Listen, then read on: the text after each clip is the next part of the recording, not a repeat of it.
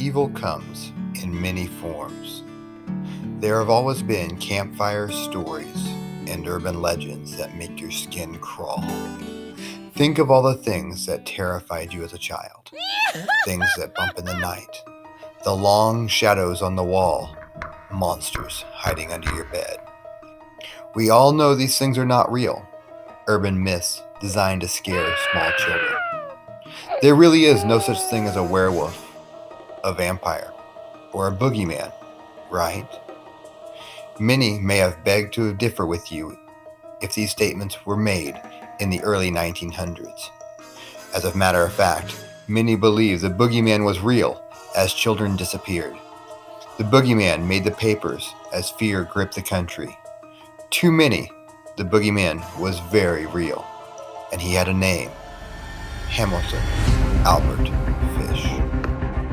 The issues were there before Albert was even born. His father was Randall, a riverboat captain who had doomed Albert long before his story began.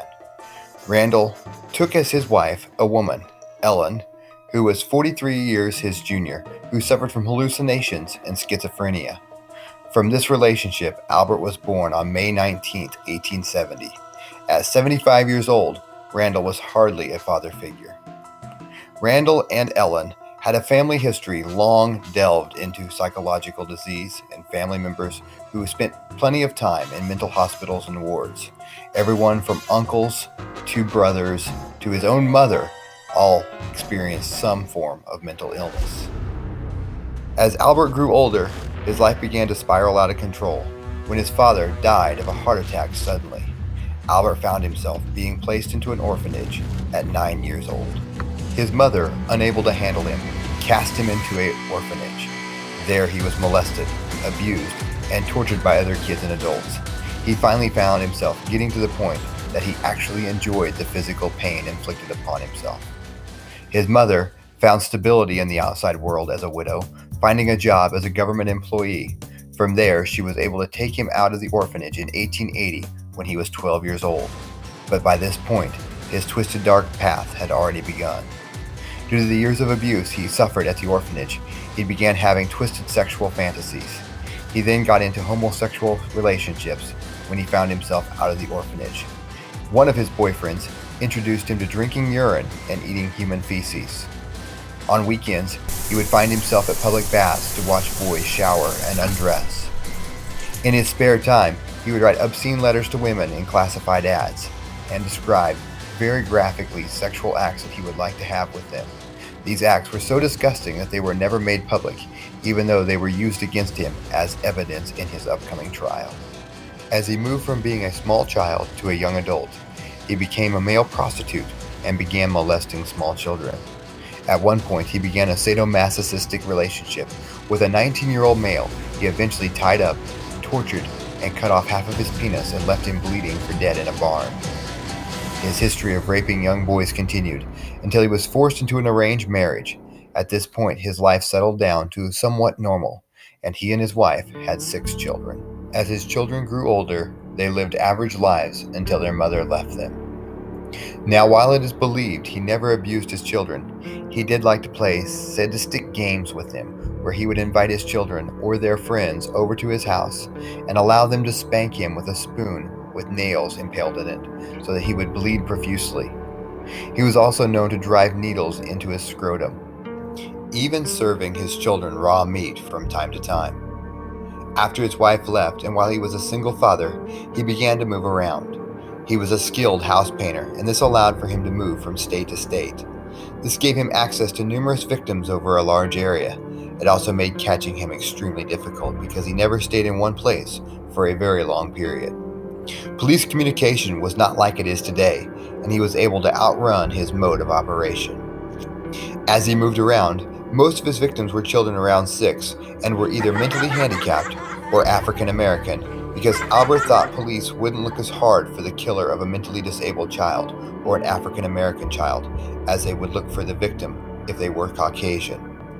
He continued to move around, feeding his habit of molesting children, torture, mutilation, and stabbings. At times even paying off other small boys to lure boys back to him. There he would use his instruments of hell, a meat cleaver, a butcher knife, or a small handsaw to inflict torture and disfigurement and pain on his victims. But his end came very shortly thereafter, with all the grace in the world. Albert's end began with Grace Budd. Through Grace's brother, Edward, Albert gained the trust of Grace Budd's family. And by getting Grace alone, under the guise of bringing her to his niece's birthday party, he brutally murdered her, chopped her up, and ate her. After a while, the murder was pinned on 2 others, and Albert would have gotten away with it, but he could not leave well enough alone. The murder went cold for 6 years before the letter was received. Albert wrote a letter describing in details the graphic final moments during the murder of Grace and had it delivered to the grieving family 6 years after it happened. It read, Sunday, June the 3rd, 1928. I called on you at 406 West 15th Street. Brought you pot cheese, strawberries. We had lunch. Grace sat in my lap and kissed me. I made up my mind to eat her, on the pretense of taking her to a party. You said yes, she could go. I took her to an empty house in Westchester I had already picked out. When we got there, I told her to remain outside. She picked wildflowers. I went upstairs and stripped off all of my clothes. I knew if I did not, I would get her blood on them. When all was ready, I went to the window and called her. Then I hid in a closet until she was in the room. When she saw me all naked, she began to cry and tried to run downstairs. I grabbed her, and she said she would tell her mama. First, I stripped her naked. How did she kick, bite, and scratch? I choked her to death. Then I cut her into small pieces so I could take my meat to my rooms, cook it, and eat it. How sweet and tender she was roasted in the oven. It took me 9 days to eat her entire body. This led to Albert's arrest, where he confessed to killing not only Grace, but also having a victim in every state as well. As the detective interviewed Albert, he thought Albert was the devil himself, as Albert detailed in confession not only killing children, but also described the recipes he used to cook and eat the children.